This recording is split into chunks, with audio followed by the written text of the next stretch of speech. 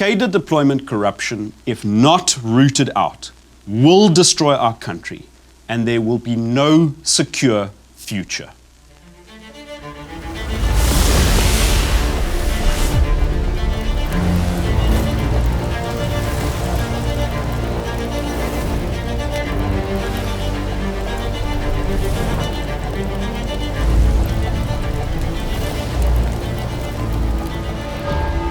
Basically, cadre deployment is a policy of the ANC that seeks to achieve one thing, which is to take ANC-aligned comrades or party members and employ them in strategic institutions in government, whether those are municipalities, those are state-owned companies, in order to advance ANC interest. Well, a cadre deployment model is essentially one where you take individuals who are connected to your network and place them into key positions, not based on know-how, but on know-who.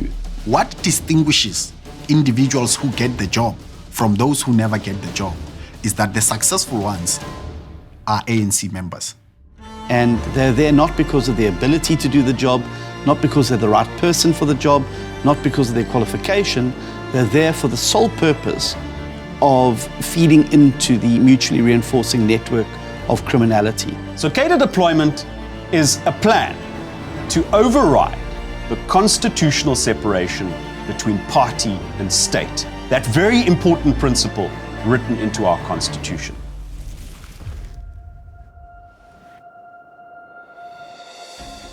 Cadre deployment is an instrument whereby the ANC as a party tries to control all institutions of state, all boards of parastatals, and then from there extend its tentacles into the private sector and all capital flows in the country.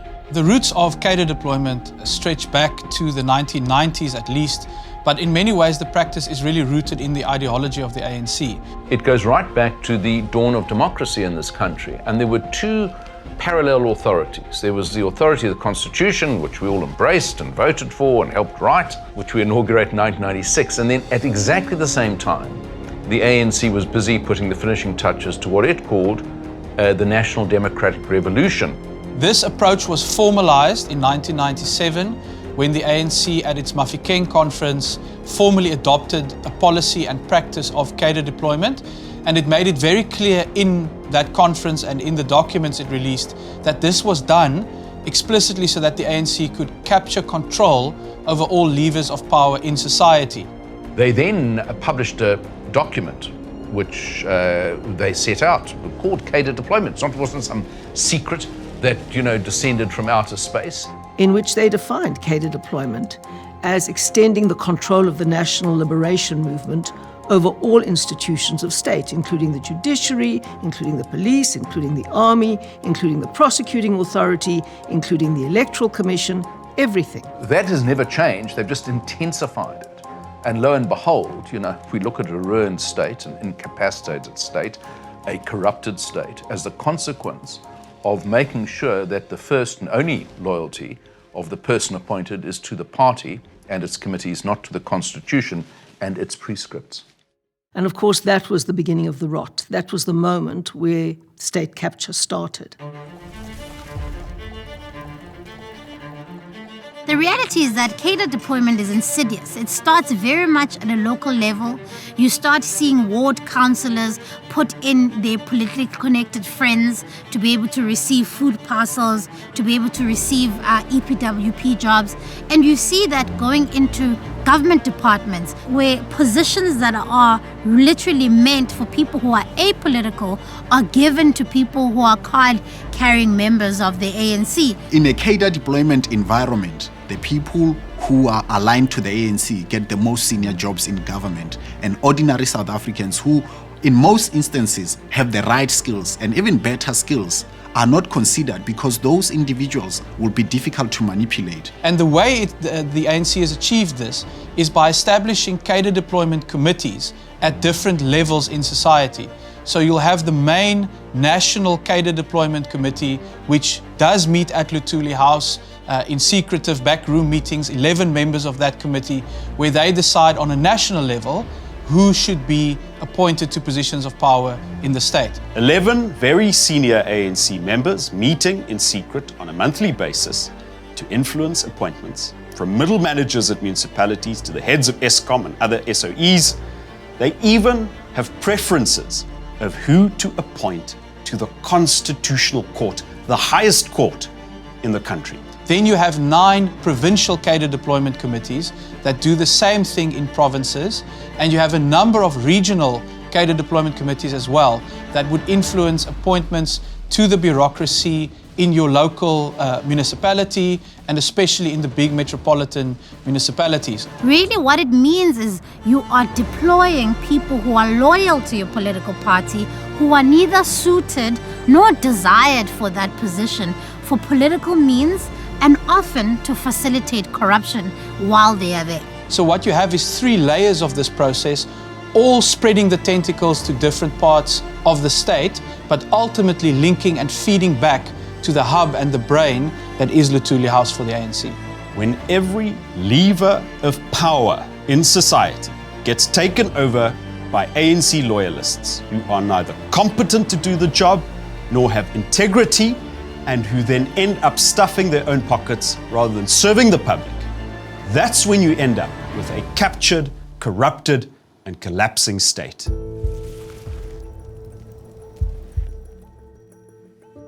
State capture is when the machinery of the state, taxpayers' money, the offices, the departments, the services that are meant for the public are treated as private property of some person or some organization. Those institutions stopped doing their real job of defending the public and defending our democracy and started being used as instruments of the ruling party. I think that the state began to be seen quite quickly as a means of enrichment, both for individuals and indeed for the ANC itself. Some of the senior government officials, senior management government officials, were doing business with the state. Now that is wrong in any democracy and fundamentally unconstitutional. A lot of how the ANC has operated over the years is to try and capture institutions that are even meant to be independent. The IEC, for instance, to capture institutions like the Public Protector, for instance, to capture institutions like state-owned enterprises, ESCOM and the like.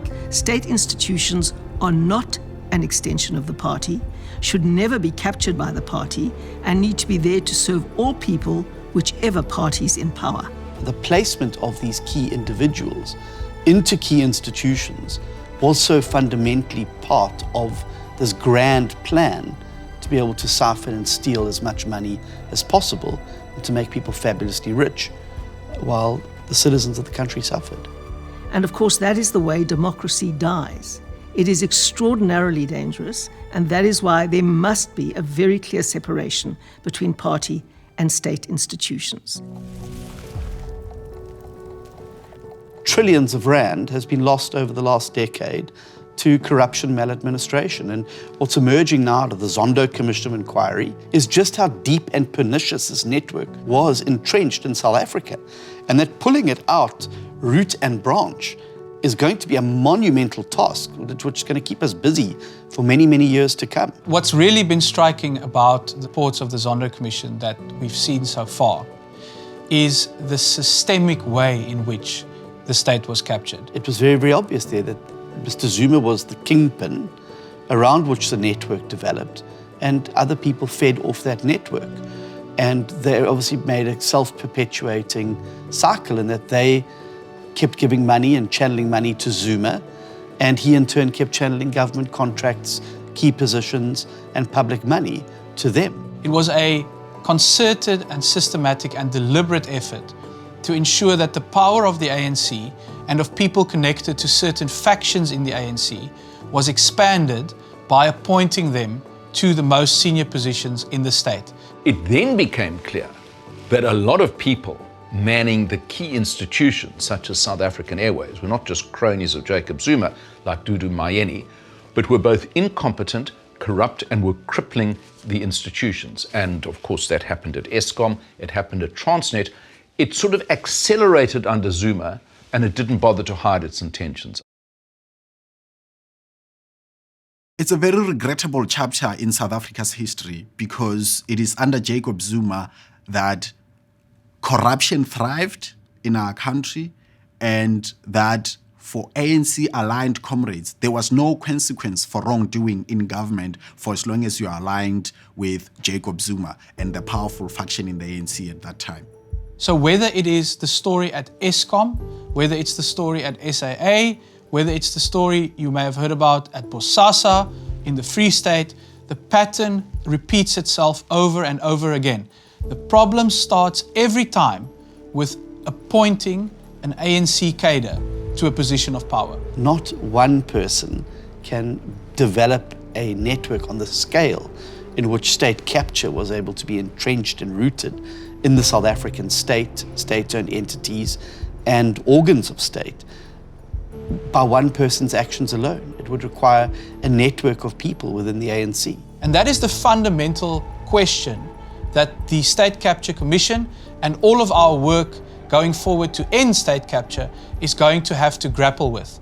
How was it possible for these criminals to be appointed to positions of such power in the first place? And the irony is that many of those people, as we sit here today, still remain in key positions, in government, in parliament, in the ANC. State capture continues unabated because cadre deployment continues unabated. President Ramaphosa was the deputy president of the ANC for as long as Jacob Zuma was the president of the ANC. The deputy president of the ANC is the head of the deployment committee of the ANC. I don't think you can clean up government if you yourself are part of the problem. And people forget that he was the chair of the Cadre Deployment Committee under Jacob Zuma. And every major appointment in government on boards of state-owned enterprises, on Chapter 9 institutions, on appointment of director generals, CEOs of some of the biggest state entities like the Post Office, the SABC, Transnet, Eskom, those happen on the recommendation of the deployment committee. And President Ramaphosa was the head of that deployment committee. If you start to read the Zondo Commission report, you actually realize how intricately involved he has been. And therefore, the feigning of ignorance by the president now, where he almost seems shocked that some of this stuff has happened, that he almost seems surprised that deploying cadres was ultimately going to lead to the kind of ruin and looting that we have seen, is almost insulting. There is absolutely no way that he can claim ignorance now. There is no way that he can claim that he had no control over this process. Because he was right there. He was one of the people who were the catalysts of this very movement, the people who facilitated the capture of the state by putting in cadres who are loyal not to the people of South Africa, but to the ANC. He was there when these deployments were taking place. He was the deputy president of the Republic. He was in cabinet. He was in the NEC of the ANC. He can't just simply turn around and say, wasn't me. The biggest mistake we can make as a society is to think that it is individuals in the ANC that are a problem and who are the enablers of corruption. It is the ANC as a political party and its way of doing business that makes these individuals corrupt. The reality is that many of the architects of state capture still remain in Mr. Ramaphosa's cabinet. They still remain in the benches of parliament. They still remain on the ANC's NEC. Almost every senior official in the ANC has either been a beneficiary or has enabled cadre deployment corruption. That is why the ANC is the fundamental obstacle to ending cadre deployment. Their president defends it at every turn. Their members of parliament refuse to act through the legal powers that they have. And that is why, at the end of the day, accused number one is the African National Congress.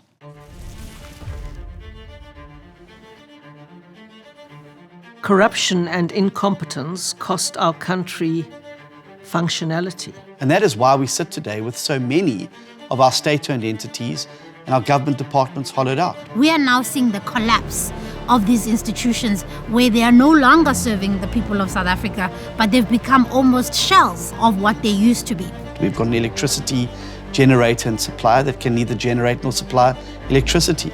We've got an airline that cannot fly. We've got an arms manufacturer that cannot manufacture arms. We've got a state mining company that cannot mine. The fact that you have to be a card-carrying member, a branch member of an ANC branch somewhere, and be politically connected within the ANC in order for you to get opportunity is wrong.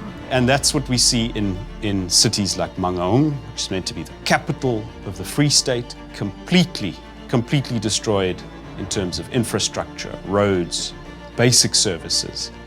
Everything that happens in a place like Mangaung has some sort of a family or political connection to Ace Magashule. He doesn't even hold a formal position in the ANC anymore, but yet his faction and what he left behind still has an influence on the decisions of government. That's what happens when you break down this dividing line between party and state. Local government in this country has been ultimately broken. Nothing works. Our towns are broken because of this very insidious nature of cadre deployment. State capture in the form of cadre deployment corruption costs South Africa over 800 million rand a day. These are big sums of money that are lost to corruption every single year. And if you look at the billions and billions of rands, and then you hear government saying to you, because of the fact that there's no money in the state coffers, we have to increase the price of fuel. Or you hear that because the state doesn't have money, we can only increase a small amount of your social grant. Then you start to realize that actually this is not just some lofty ideal that exists somewhere that has nothing to do with me. What is stolen in government affects my bottom line, because that money went to the politically connected and not to the people who deserve it, not to the people to whom it belongs, which is the people of South Africa. There's a misconception that corruption is a victimless crime. It's not a victimless crime. And the biggest victims of this crime are the 35 million South Africans who live below the poverty line in South Africa, who really needed this money to build schools, build clinics, build transport networks, be able to provide public services that they would be able to access. And they're essentially the biggest victims in all of this. If you are living in a municipality where the administration is full of deployed cadres, you have no chance of getting clean water, reticulated electricity, refuse removal, a functional public transport service, or a decent road. It comes right down to the heart of failure to deliver even the most basic of services, where we can't provide electricity without having rolling blackouts in South Africa, precisely because of corruption and cadre deployment. That we've got to pour billions of rands that could be going into bursaries for young people, improving our universities, improving the healthcare system, instead going to bail out an airline, which many of those 35 million people would only dream about being able to fly on. So this is not a victimless crime. And if deployed cadres who are chosen for their political loyalty rather than their capacity are put into all of these critical positions that have to deliver these services will collapse and everybody will feel it. That's the part that makes me angry.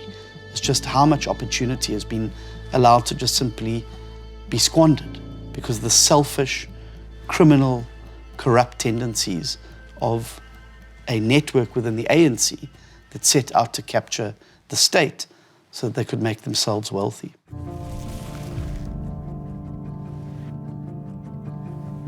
The DA was instrumental in exposing the dangers of cadre deployment from day one. We obtained and exposed to the country minutes of meetings of the ANC's Cadre Deployment Committee.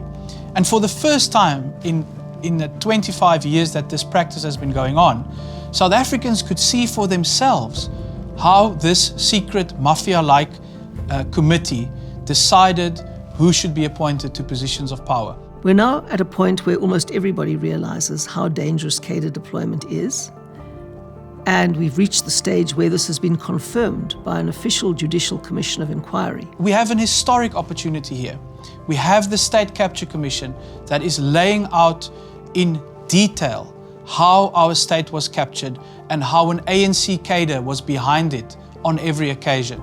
This is an opportunity that's been given to South Africa And it's what we make of those reports now that are going to determine whether this is actually going to be a turning point. In fact, if we're going to rescue South Africa, we're going to have to clean out all institutions, from parliament to the judiciary, to the executive, to the actual public service. Corruption and state capture will not end until ANC cadre deployment corruption is outlawed, declared unconstitutional, and completely uprooted at national, provincial, and municipal level. The solution will be to make it illegal for people who hold office in political parties to be appointed in the public service.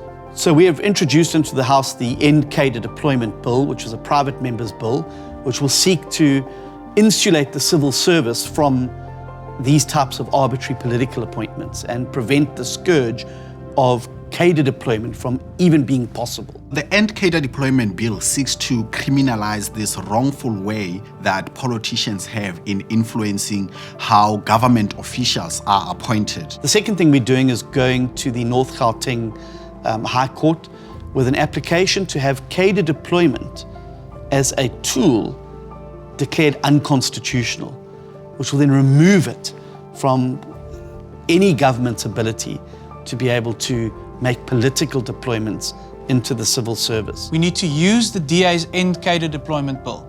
And perhaps most important of all, we need to use the DA's constitutional challenge to cadre deployment as the tipping point for our country, where we declare, all of us, that cadre deployment is unacceptable, unconstitutional, illegal, and must never be allowed to happen again in future, regardless of which political party is in power. Even where we govern as the DA, we're not fighting cadre deployment because it is an ANC phenomenon. We're fighting cadre deployment because it's wrong, because it robs people of South Africa what is entitled to them. You need to be interested in how this bill will be implemented, because it will change how government performs and it will change how government delivers, and it is accountable to the people of South Africa.